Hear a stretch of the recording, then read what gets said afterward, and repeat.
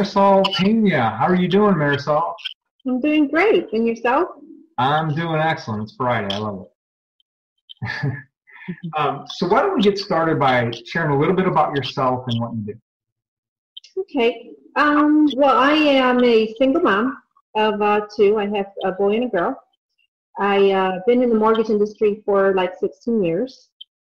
And for about 8 of those years, I had my own branch. And I kind of managed my own broker office. And then right now, what I'm doing is I'm working for a bank, and I'm a mortgage loan officer. Okay. So, tell us a little bit more about, so obviously most of us know what a mortgage officer does. What do you like most about what you do? What I like most of what I do is that I'm able to help people get their dream home. Mm-hmm. I'm able to help people save money. There's just, to me, it's very rewarding. It's a way that it actually, whatever I put into it, it's what I'm getting back. Sure. So that's rewarding. I get paid with all the hard work that I do sometimes. But it's also rewarding when you go to a closing and you've been able to help someone either buy their dream home or save them money. No mortgage payment, avoid any foreclosures or any financial difficulty. Yeah, that's excellent. I'm sure you've had some experiences where, people were just ecstatic when they got those keys and stuff. Oh my God, yeah. Yeah. Or my clients, they thought they could never buy a home, mm-hmm. and the husband is crying. It's really an excitement. I just had a closing last week. It was a young couple, very young couple, first-time home buyers, and they were just so nervous throughout the whole process. And it was just so rewarding to see, finally get them to closing and how excited they were, and them starting their new life together in their new home. So it's a pretty cool thing. Sure. No, I bet. So that's great, and it's great that your heart's in it, and and I'm sure you feel really good about what you do. So tell us a little bit about yourself. So you say you're a single mom. You got a couple of little ones. What do you do? What's that? They're not little. They're not little?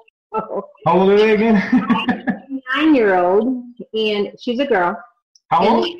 9. 9. Okay, she's little. I have a son that will be 25. Okay, he's a little grown. Yeah.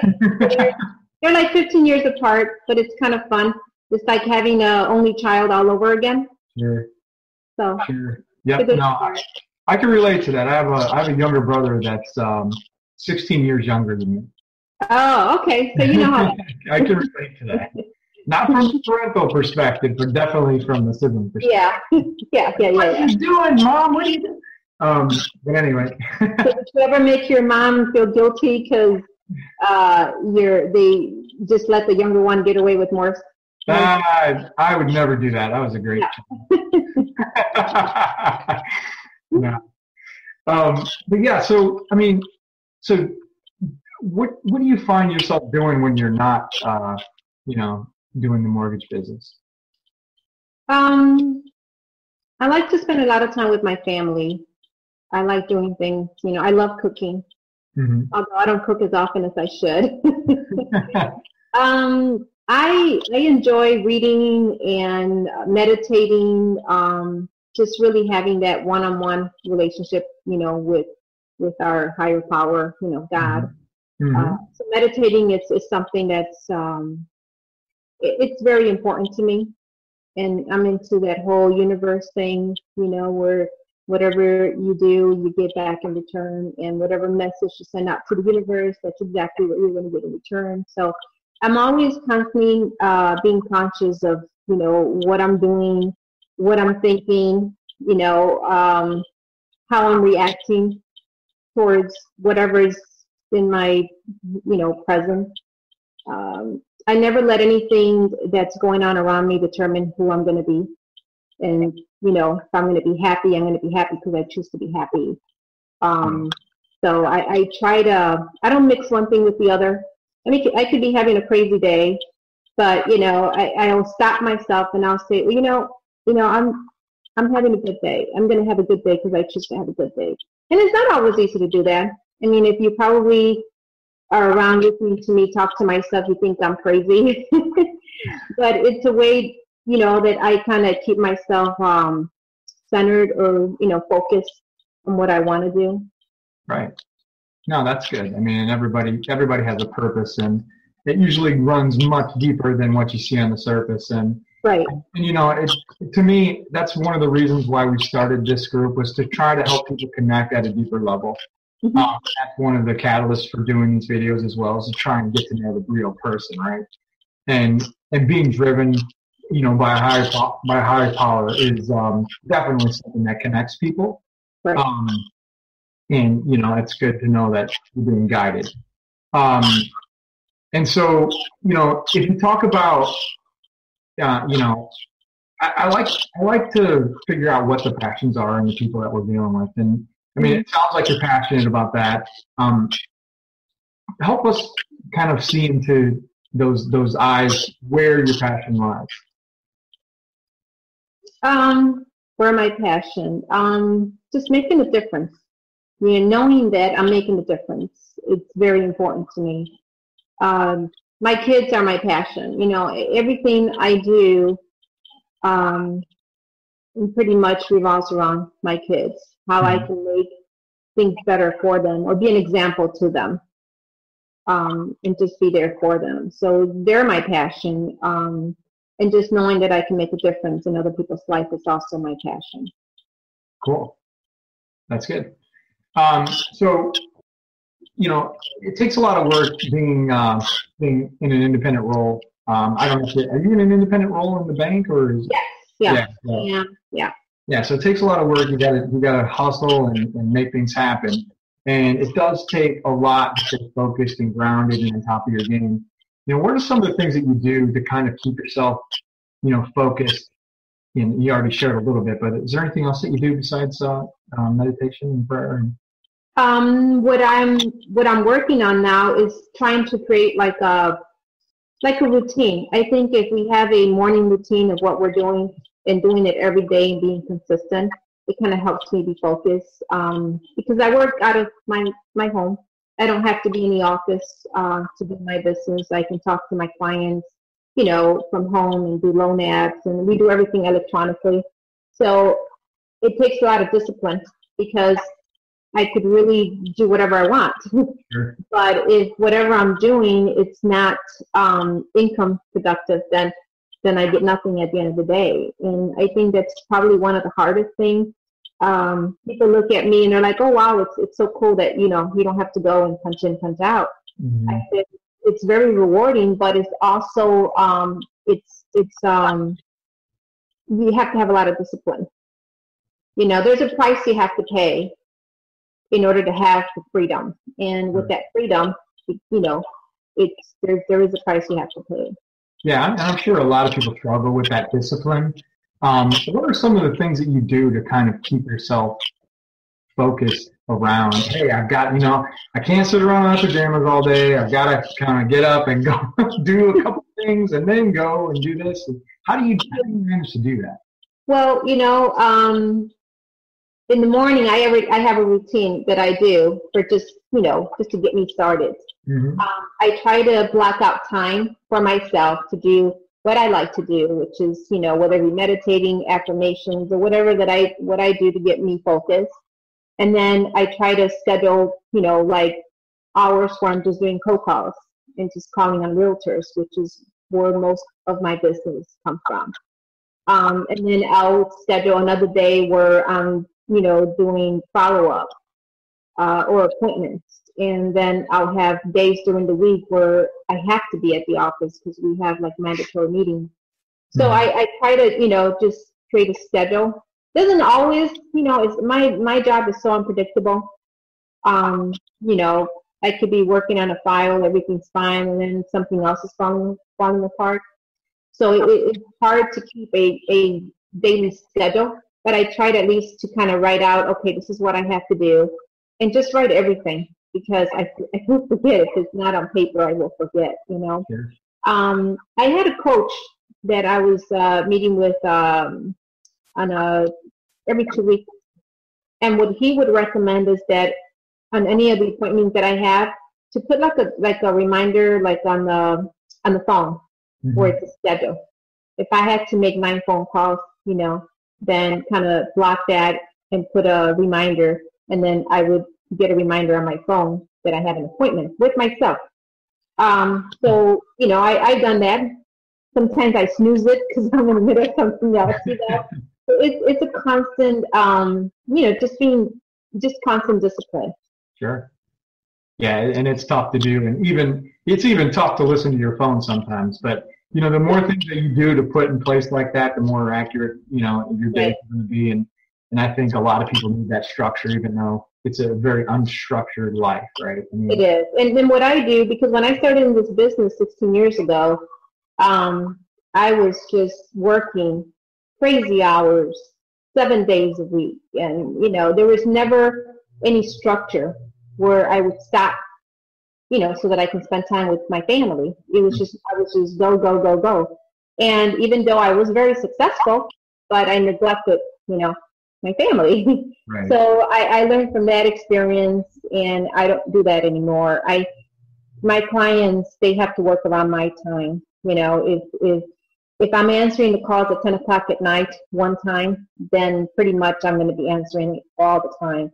So I try to set that structure with my clients, and even with my daughter, where from this time to this time, mom is working. And then my clients, they know that if they call me anytime after, whatever I've already agreed with them, that I will not answer the phone. And it's really hard because you want to answer the phone. You want to be able to just go, go, go.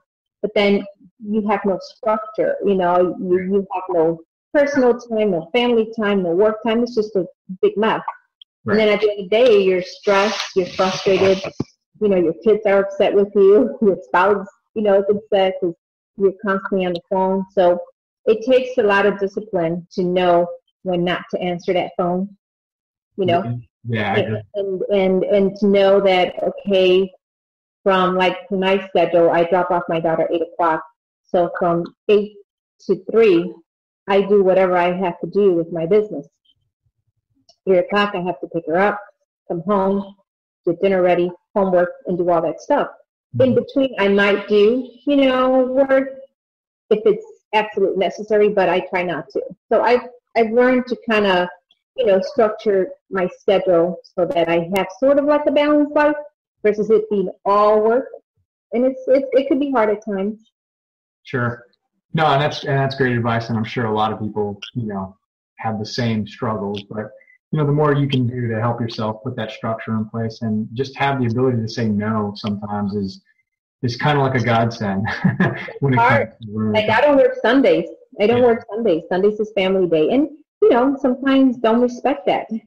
Right. And I'm sorry, but you have to set the boundaries, and they will, they will understand. They have family of themselves, so it's not like you deal with people that are, they don't understand, or they don't want to, or they're just being, inconsiderate. I mean, people do understand. You just got to let them know.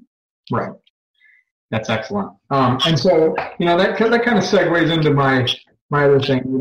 When you talk about when you first started versus where you're at right now, besides the structure thing, because you talk a lot about that, if you had a chance to do it all over again, is there anything else that you would kind of give yourself advice on to help get that jump start in your company? Well, as far as me creating success in my company, or just just your learnings. I mean, if you had to package up all your learnings and say, here's your gift when you start, instead of having to learn them over the last umpteen years, what are some of the core tidbits that you could share that might help somebody else? What I learned from a single mom's perspective, right? Everybody's different, but from my perspective, as a single mom, we have a huge responsibility, and we always feel like we're letting our kids down. Dad's not around, and you blame yourself for dad's not being around. So you do, as much as possible to make sure you don't let your kids down. So when I started in this business, I felt that I had to just work, so that I can provide my son with an environment that, was safe, so that he wouldn't have to lack anything. And which there's nothing wrong with that, but I never separated work from family time.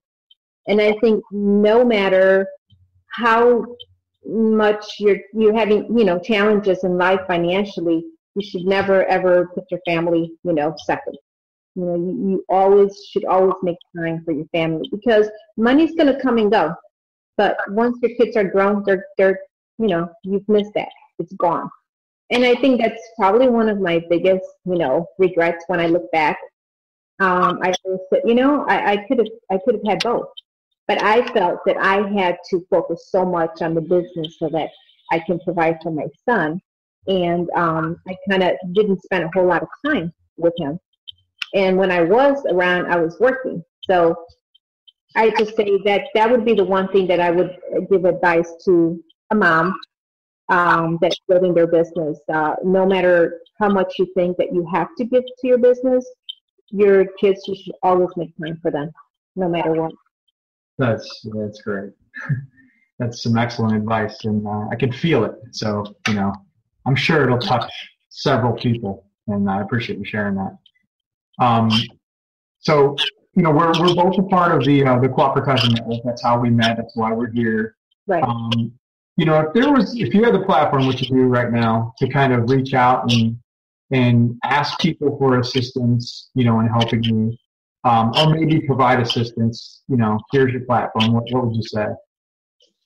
Well, I've been in the business for 16 years, and usually our industry has gone through many, many changes. And I always say only the strong ones survive. I'm really, really good at what I do because I'm very knowledgeable of, my business. But more so, I do care. I do care about my clients. I do connect with them. I don't pass them on to my process or anyone else. I like to one-on-one, connect with my clients. And for those of you out there that may have someone that's looking to buy a home, whether it's first-time home buyer, whether it's a second home, whether it's just refinancing and they don't know, which direction to go, I'm a good source, even if it's just for, consultation, even if it's for a second opinion. I'm very honest.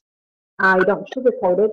I don't try to get people to do business with me because I'm lying to them and making them feel like, oh, everything is peachy. No, you're going to get straight answers from me. If I don't know the answer, I won't pretend like I know it and give you a wrong answer. I will definitely, let you know, what, that's a good question. Let me do some research and make sure that, I have the right information. So what you would get from me is honesty, integrity. You want the real answer, I'll be the one you can talk to. Excellent. And what's the best way to get a hold of you? Texting, email, phone. Phone is sometimes challenging because if I'm in the middle of a file, I might not answer the calls. But, you leave me a message, I call you back. The quickest way is email and texting. And what would that be? My phone number is 630-849-0833. And my email address is my first initial M, my last name Pena, at thefederalsavingsbank.com. Excellent. So make sure you call Marisol today. Thank you. Like she can help you very well. Well, that's all the time we have, Marisol. It's been excellent getting to know you. Awesome. Likewise. And I really appreciate it. And for the rest of you, hopefully you'll be able to check out Marisol and share her video and connect with her in the group and help each other grow. So I really appreciate it and see everybody online soon. Thanks. Thank you. Bye now.